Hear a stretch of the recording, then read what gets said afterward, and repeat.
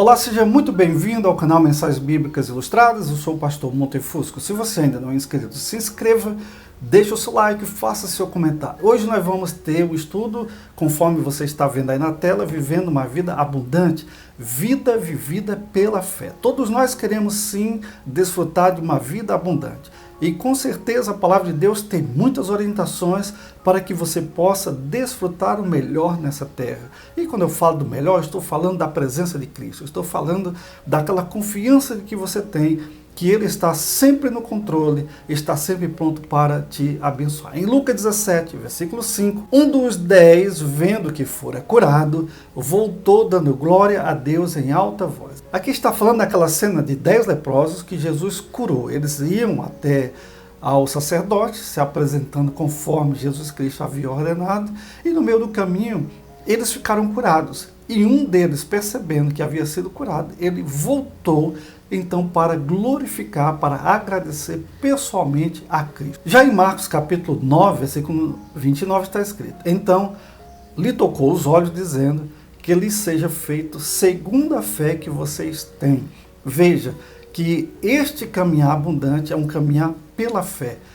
E nós vamos explicar exatamente o que é essa fé que tanto traz para nós as bênçãos de Deus. Eu não estou falando de bênçãos materiais somente, não. Deus também abençoa com recursos financeiros, não tenha dúvida nenhuma. Mas a bênção mais importante é a nossa confiança, essa certeza de que Deus está conosco. Chovendo ou fazendo sol, não importa a circunstância, se agradável ou desagradável. Tudo Deus está no controle, trabalhando para que nós possamos crescer, amadurecer e estarmos mais firmes na nossa caminhada cristã. Já em Hebreus capítulo 11, versículo 6, está escrito: de fato, sem fé é impossível agradar a Deus. Porquanto é necessário que aquele que se aproxima de Deus creia que Ele existe e que se torna galardoador dos que o buscam. Então disseram os apóstolos ao Senhor: aumenta-nos a fé. Lucas 17, versículo 5. Eu quero, você quer, e esse é o segredo de uma vida abundante, ter essa fé inabalável. Agora vamos ao nosso primeiro ponto: como Deus edifica a sua fé. Testando. Em Tiago, capítulo 1, versículo 3, está escrito: vocês sabem que a prova da sua fé produz perseverança. Ok, estamos aqui em uma verdade importantíssima. Precisamos olhar a nossa caminhada cristã como sendo um período de teste. Nós vamos ser testados ao longo da nossa vida. E testado para quê? Para saber se nós, de fato, em nosso coração, estamos dispostos a seguir a Cristo em toda e qualquer circunstância. Podemos muito bem estar buscando a bênção de Deus e nos esquecendo do Deus da bênção. Nós estamos seguindo a Deus não pelo que Ele faz, mas por quem Ele é para nós. E se a nossa fé não for testada, como é que nós vamos saber se de fato o nosso coração é totalmente dele? Jó capítulo 7, versículo 17 e 18 está escrito: que é o homem para que lhes dê importância e atenção, para que o examines a cada manhã e o proves a cada instante. Percebeu aí? Examinar, provar. É isso que provavelmente Deus esteja fazendo com você nesse momento. Está numa crise? Está numa dificuldade? Olhe para esses versículos, veja que nesse processo de termos uma vida abundante, a nossa fé precisa ser testada, precisa ser examinada. Então, se você está passando momentos de dificuldades, não entre em desespero. Deus não desistiu de você, Deus não se esqueceu de você. Ele está trabalhando para que você seja uma pessoa muito melhor amanhã do que tem sido hoje ou foi ontem. Agora, vimos que Deus testa. Agora, como Deus testa a nossa fé? Através das dificuldades. Olha, Isaías 48, 10 está escrito: veja, eu refinei você, embora não como prata, eu o provei na fornalha da aflição. Fornalha da aflição. Mas nós podemos ter bom ânimo. Por quê? Porque quando nós estamos ancorados, quando a nossa esperança está em Deus, não nas circunstâncias, não nas pessoas, nós vamos com certeza atravessar o vale da sombra da morte com muito mais tranquilidade, com muito mais firmeza. Apesar do choro, apesar da dor, apesar da decepção, apesar da confusão mental, muitas vezes espiritual também, mas nós vamos ficar ali, firmes e fortes, crendo que o melhor de Deus ainda está por vir. Agora veja comigo 1 Pedro, capítulo 1, versículo 6, versículo 7. Nisso vocês exultam, ainda que agora, por um pouco de tempo, devam ser entristecidos por todo tipo de provação. Assim acontece para que fique comprovado que a fé que vocês têm, muito mais valiosa do que o ouro que perece, mesmo que refinado pelo fogo, é genuína e resultará em louvor, glória e honra, quando Jesus Cristo for revelado. Em Tiago capítulo 1, versículo 2 e 3, meus irmãos, considerem motivo de grande alegria, grave isso aí, grande alegria, o fato de passarem por diversas provações. Não uma ou duas, diversas provações. Pois vocês sabem que a prova da sua fé produz perseverança. A lição 1, então, que nós tiramos, se você quer viver pela fé, precisa aprender a alegrar-se sempre. A alegria não tem nada a ver com riso. A alegria tem a ver com contentamento. Contentamento é uma atitude da alma. Contentamento é aquela certeza inabalável de que Deus, repito, está no controle e que nós vamos passar pelo vale da sombra da morte. Nós não vamos ficar, nós não seremos derrotados. Uma mesa será posta na presença de todos e nós vamos nos alegrar, exaltando a Deus pela sua grande vitória. Em Filipenses 4:4, o apóstolo Paulo diz: alegrem-se sempre no Senhor. Novamente direi, alegrem-se sempre. Vou dizer que é fácil? Não, não é fácil, mas eu continuo olhando para Cristo. Eu continuo confiando nas suas promessas. O Senhor diz, busca em primeiro lugar o reino de Deus e a sua justiça. As demais coisas serão acrescentadas. Ele nos alerta para dizer assim, olha, nós não vamos ficar desamparados em momento algum.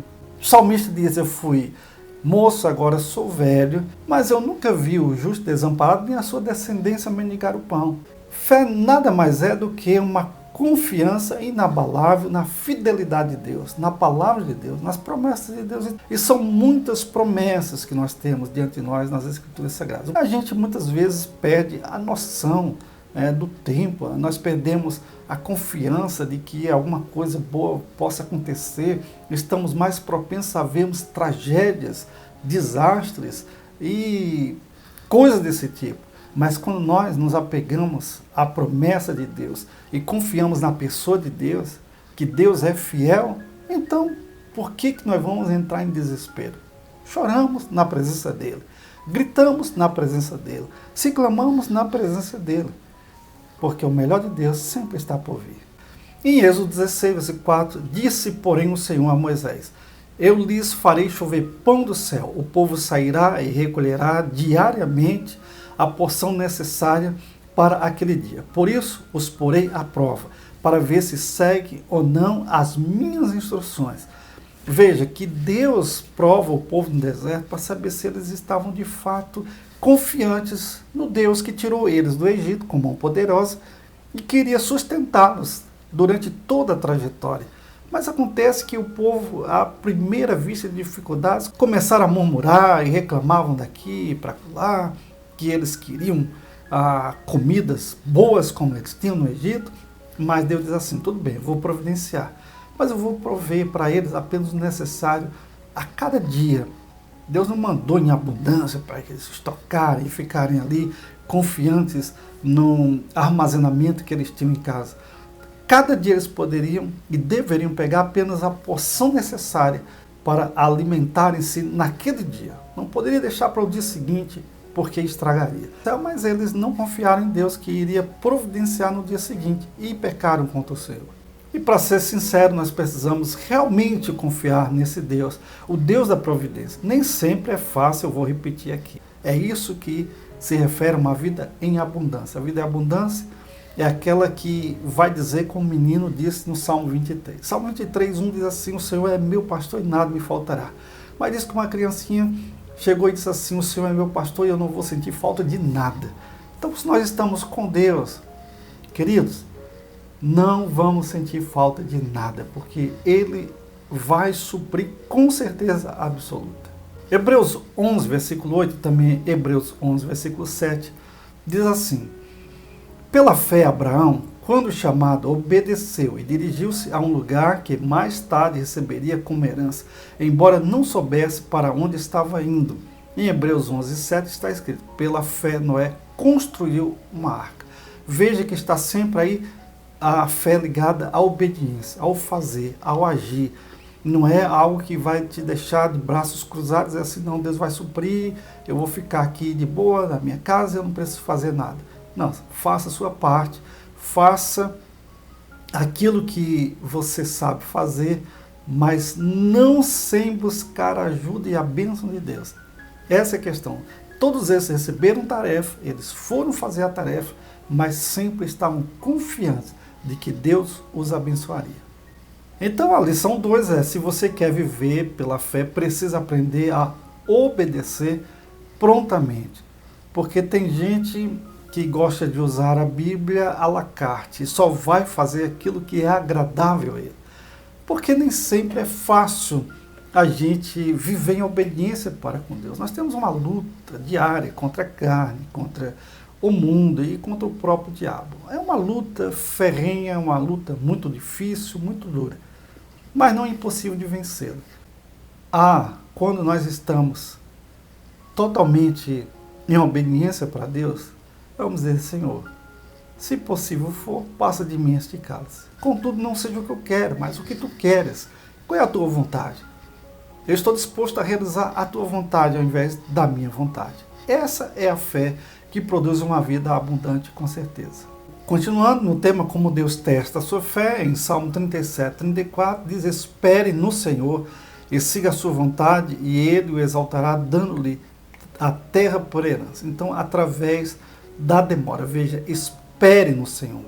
Em outros momentos, nós encontramos o salmista dizendo: esperem com paciência no Senhor. A paciência é aquela frase que todos nós entendemos, que vai nos motivar sempre a irmos adiante, jamais desistir, jamais retroceder, jamais deixar de esperar o melhor de Deus para a nossa vida e continuarmos apesar dos pesares. Em Deuteronômio, capítulo 8, versículo 2, está escrito: lembre-se de como o Senhor, o seu Deus, os conduziu por todo o caminho no deserto durante esses 40 anos, para humilhá-los e pô-los à prova, a fim de conhecer as suas intenções, se iriam obedecer aos seus mandamentos ou não.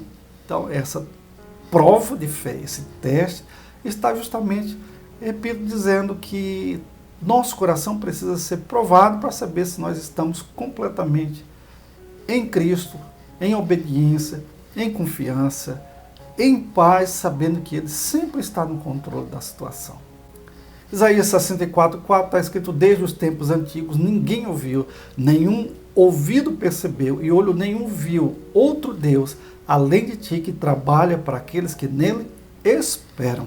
Então, esperar em Deus, ter paciência, aguardar a ação de Deus, essa a fé que nos impulsiona para a vitória. Então, a lição 3 que nós temos é: se você viver pela fé, precisa aprender a esperar com paciência. Não esqueça disso. E concluindo, Hebreus 11:6 diz: sem fé é impossível agradar a Deus. E novamente vou repetir, o conceito de fé, você pode colocar confiança. Poderíamos dizer assim: sem confiança em Deus é impossível agradá-lo. Como é que você vai confiar em alguém que você desconfia, que você não tem firmeza, que você não tem segurança, que você não conhece, você não sabe quem é? Não tem como. Então, fé não é nada místico, fé é uma coisa prática. Fé é você estar completamente tomado por essa ciência de que Deus é real, que Deus, Ele é o Deus da providência, um Deus que te ama, um Deus que quer perto dele, um Deus que fez de tudo por você e por mim, lá na cruz do Calvário, através de Cristo Jesus, seu Filho. Então, por Ele nós vivemos e para Ele nós queremos realmente realizar todas as coisas e que seja para a honra e glória do nome dEle. Que Deus te abençoe. Até a próxima oportunidade, se Deus assim nos permitir. Não esqueça, se você não é inscrito, se inscreva, deixe o seu like e faça o seu comentário. Até a próxima, se Deus nos permitir.